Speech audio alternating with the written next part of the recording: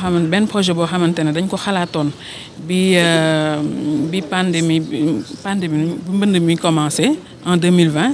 donc bi mbënd mi commencé ministère dafa initié woon programme de retrait pour jéem a aar xale yi nga xamante ne ñoo nekk ci mbedd bi ñu commencé programme boobu ñu woo ñu pour ñu ñëw participer ci programme boobu noonu pour xale yi nga xamante ne ñoom la ñuy wax enfants en situation de rupture sociale et familiale bi ñu commencé programme boobu noonu dañoo dawal quelque temps amatuñu woon espace ci centre yi pour mën a jël en charge xale yi donc loolu moo waral ñu xalaatoon projet bii nii pour yokk suñu capacité d'accueil pour mën a jël en charge xale yu gën a bëri donc loolu moo tax ñu ubbi woon centre bi ñu nekk fi nii tey def ko centre d'extension sami social loolu moo waraloon aussi itam suñu centre bi nekk Wakam ñu doubler capacité d'accueil pour mën a jël plus d'enfants en charge donc projet bi tax na ñu permettre nañu ñu mën a jël 1439 enfants en charge depuis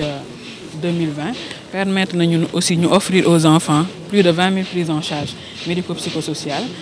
permettre nañu aussi ñu participer ci liggéeyu yeneen centres yi nga xamante ne ñoom la ñu ubbi woon pour ñu récupérer xale yooyu pour ñu plutôt accueillir xale yi nga xamante ne ñoom la ñu génne woon ci mbedd bi donc centre yooyu li leen defal mooy dañoo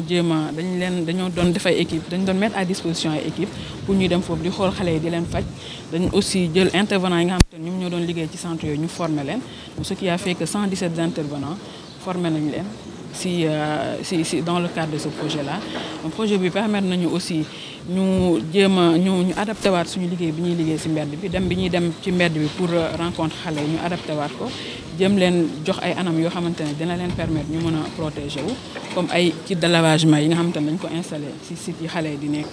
doon nañ def aussi ay distribution de masques ak ay séances de sensibilisation pour expliquer xale yi lan moo tax ñu war a takk masque yi nan la ñu war a takkee masque yi lan moo tax ñu war a raxasu ak nan la ñu war a raxasoo pour mën a protéger seen bopp ci jàngoro bi. li ñu bëgg sumb mooy jéem rek déjà xool nu ñuy pérenniser li ñuy def déjà parce que ñun dañu am ay équipes yoo xamante ne dañuy dem ci mbedd bi pour xool xale yi am nañ aussi ay centres pour accueillir xale yi am nañ aussi ay équipes yoo xamante ne dañuy liggéey pour xool nan la ñuy def ba delloo xale yi seen kër donc dañuy xool nan la ñuy def ba déjà liggéey boobu ñuy def ñu maintenir ko xool aussi nan la ñuy def ba suñ capacité d'accueil bi ñu yokkoon te gis njëriñ li xool nan la ñuy def ba loolu ñu mën ko maintenir xool aussi nan la ñuy def pour gën a dimbali xale yi pour lépp su nekk ci wàllum liggéey réinsertion ak yooyu noonu. waaw instant bi nag amaguñu ay yeneen centre ci biir Sénégal mais ñu ngi koy xalaat voilà ñu ngi koy xalaat te dinañ ci gën a liggéey pour jëm ci mais li ñu nekk di def instant bi mooy dañuy liggéey acteurs yi nga xam ne ñoo nekk ci région yi pour jéem leen proposer ay formation pour wan leen nan la ñuy jéem leen nan la ñuy jëlee en charge xale pour jéem a améliorer qualité bi donc loolu lañu nekk di def nañ ko Saint-Louis yàggul def nañ ko Mbour ñu ngi koy waaj a def Ziguinchor ak Kolda waaw loolu ma koy ñaawlu torop ma koy ñaawlu et di ko mettulu parce que dafa nekk loo xamante ni léegi dafa xaw a récurrent da ngay toog mënuñu toog presque un mois boo xamante ni dégguñu benn cas xale bu réer wala xale boo xamante ne def nañ ko subirloo nañ ko yenn violence yi ma yaakaar ni dañoo war a gën a yokk sensibilisation bi ñuy def envers communauté yi ñu mën a xam ak yelleefu xale mën a xam aussi lan mooy responsabilité nan la ñu war a yore xale yi ci biir kër yi parce que il faut dire que même xale yi nga xamante ne dañuy nekk ci mbedd bi ñu ci bëri violence yi ñuy daj seen biir kër yi moom mooy tax ñu mujj dem ci mbedd bi donc c'est vraiment important que état bi aussi xool yan dispositif lay teg pour renforcer loolu mais aussi que communauté yi ñu sensibiliser leen pour ñu gën a mën a xam na la ñuy teewee xale gën a mën a respecter ak ay yelleef xale que xale bañ a mën a am di subir genre violence yooyu noonu. waaw suivi bi dañ koy def annuellement chaque fin d'année dañuy def suivi pour xale yi nga xamante ne ñoom la ñu yóbbu woon donc dans le cadre projet bii nii 379 xale la ñu yóbbu en famille donc def nañ suivi pour xale yi nga xamante ne ñoom la ñu yóbbu en 2020 93% ñi ngi encore seen kër pour 2021 ñi ngi def suivi bu ñu ko paree dinañ mën a xam ban chiffre ci xale yi nga xamante ne ñoom lañu yóbbu 2021 ñoom ñoo nekk ba léegi seen kër yi mais dañuy def suivi annuel chaque fin d'année dañuy def suivi par rapport ak xale yi nga xamante ne yóbbu nañ leen yëpp ñu ñibbi. di rafetlu projet bi nga xamante ne dafa ñëw en appui ci projet bi nga xam ne ministère moo ko doon déroulé muy projet d'urgence de protection d'urgence des enfants dans le contexte de la Covid-19 zéro enfant dans la rue. muy projet bi nga xam ne madame le ministre moo ko initié woon pour que ci contexte Covid bi ñu mën a aar xale yi nekkoon ci mbedd mi te buñ ne xale yi nekk ci mbedd mi ñun ñetti catégorie lañ ci amoon mooy xale yi nga xamante ne dañuy génn ci ñi xale yi di yelwaan am ci xale yoo xamante ne ñu ooyee fàqmaan am tamit ay xale yi yelwaan ànd ak seeni waajur donc ñetti groupe yooyu yëpp le ministère doon retiré SAMI nag ak ay partenaires am ñoo jàppale ñu surtout ci xale yi nga xamante ne mooy xale fàqmaan yi pour ñu retirer leen ci mbedd bi protéger leen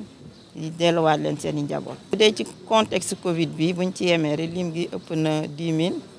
000 ba tey nag ñu ngi continuer parce que récemment retiré nañu ay familles nigériennes te seen biir y avait 800 enfants donc léegi chiffre bi évolué na 10 000 la woon ci contexte Covid bi mais léegi ñu ngi jëm ci ay 12 000. xam nga affaire génne xale yi ci mbedd mi du lu ñuy xëy rek jeexal ko ñu ngi ci nag bés bu ne ñu ngi retiré xale yi di leen sécuriser. donc du loo xamante ne nag yombut doo xëy rek matal lépp mais vraiment ministère ak ay partenaires am ñiy def seen kéemtalaay kattan pour xale yi Sénégal yëpp ñu aar leen. waaw surtout foofu moom je pense que premier responsable xale mooy waajuram donc état it am na ci wàll mais surtout sécurité xale yi fu mu ne ni waajur yi dañ ci war a taxaw sécuriser xale yi protéger leen parce que balaa état di agsi yow mi mu dëkkal yaa ko war a aar. te loolu dafa xaw a des boo xoolee tey ñiy jël seen njaboot di leen yóbbu ci mbedd mi di yelwaan ak ñoom loolu tamit war nañ cee wax parce que nga gàddu xale bu ndaw ba am ñaari at ñetti at nga tàmmal ko ñaan di ko teg si mbedd mi pour ñun daal loolu rafetul. waaw Sénégal dépend kilifa yi li ñuy def mooy li leen war aar xale yi di développer ay programme yi ci jëm di ñuy xaar xale yi ku li wax dëgg yàlla ñu ngi am ay programme yoo xamante ne pour aar xale yi te ñu ngi koy jëfee. 80 ans qu'on essaye de mettre à disposition des financements des États pour lutter contre toute forme d'inégalité, toute forme d'exclusion. On est convaincu que c'est par l'amélioration du lien, du vivre ensemble, de l'inclusion des jeunes qu'on peut espérer un peu contribuer à un monde plus fraternel et solidaire. Et on accompagne évidemment l'État du Sénégal dans la mise en œuvre de sa politique publique de lutte contre l'exclusion et la protection des enfants. Et il faut évidemment des acteurs de terrain pour mettre en œuvre derrière cette politique publique. C'est là que le SAMU Social Sénégal intervient. On soutient le SAMU Social International depuis une dizaine d'années, mais là on est venu spécifiquement dans le cadre de la crise Covid, qui a vraiment eu des conséquences dramatiques sur les populations les plus vulnérables, et notamment les enfants des rues. Le SAMU Social est venu nous chercher pour accompagner leurs projets, pour augmenter leur capacité d'accueil. On a été ravis de pouvoir répondre présent, de mettre donc à disposition une subvention de 82 millions de francs, qui a permis donc d'augmenter les capacités d'accueil, d'accueillir plus de 4000 jeunes sur la durée du projet, de renforcer les compétences des équipes qui accompagnent ces jeunes. Donc on se félicite d'avoir soutenu ce projet. Un immense merci pour le plein engagement, la motivation et l'implication des équipes du SAMU Social. On espère que la collaboration va se poursuivre par la suite. Absolument, il y a toujours beaucoup de choses à faire. On soutient, nous, d'une part, évidemment, l'État dans des grands programmes institutionnels, mais on va soutenir également la société civile dans ses projets, dans ses programmes. L'AFD a différentes possibilités de financement, notamment elle soutient les ONG par des appels à projets. Et là, on vient d'ouvrir récemment, il y a quelques jours, un appel à projets pour les OSC locales, notamment sénégalaises. Et donc, on espère très fort que le SAMU Social